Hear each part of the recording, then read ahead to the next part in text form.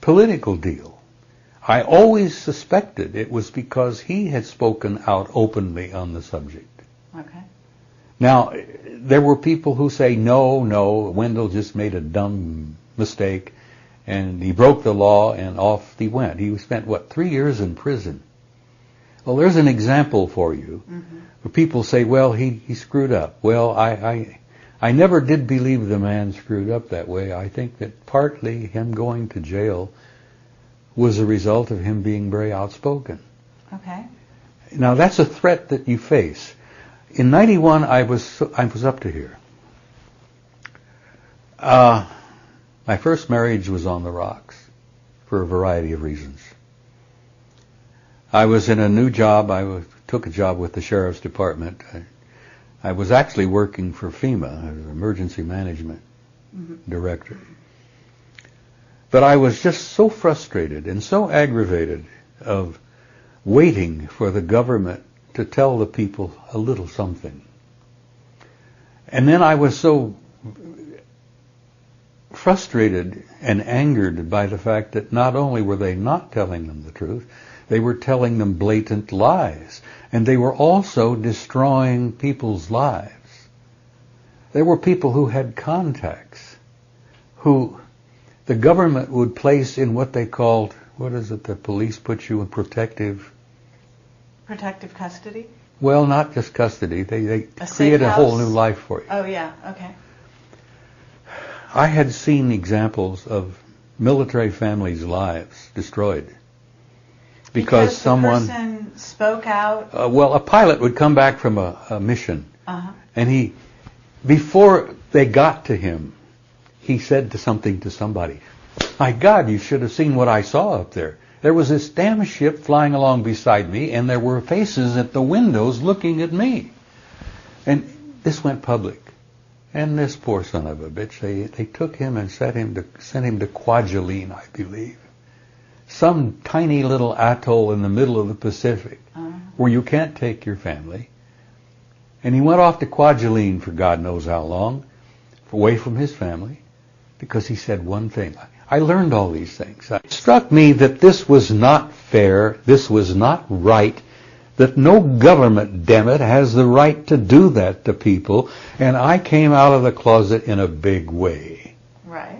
Not only did I share everything I learned at SHAPE in the study, the assessment, which in itself is dynamite, but the real dynamite is all the stuff I've learned since.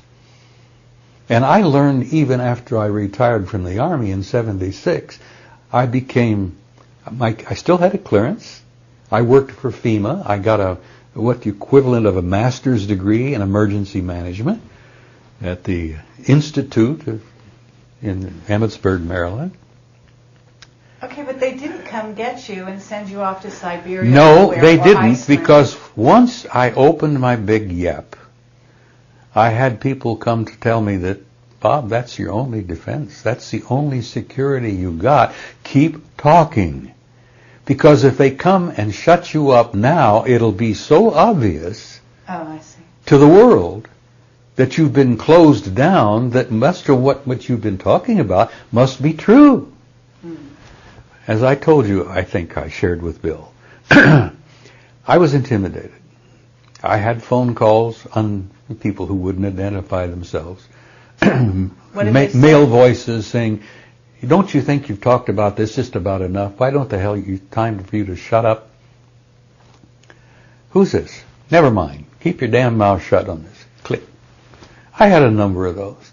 I had a little house in Tucson in a cul-de-sac. I lived there. I bought it years ago. Bought it in 60-something. I'm sitting there one day reading or whatever, and I hear a very distinctive sound. I knew a helicopter. I know the sound of a Huey because I'd been in Vietnam. Okay. And the Huey has a distinctive sound all of its own. And I thought, is it passing over? And it kept, and the damn thing was sitting over my house.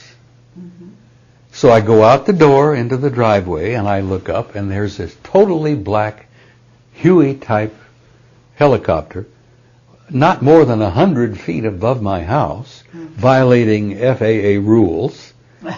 Totally violating the rules, but the damn thing was sitting up there, and there was not a marking on it, not one mark on it.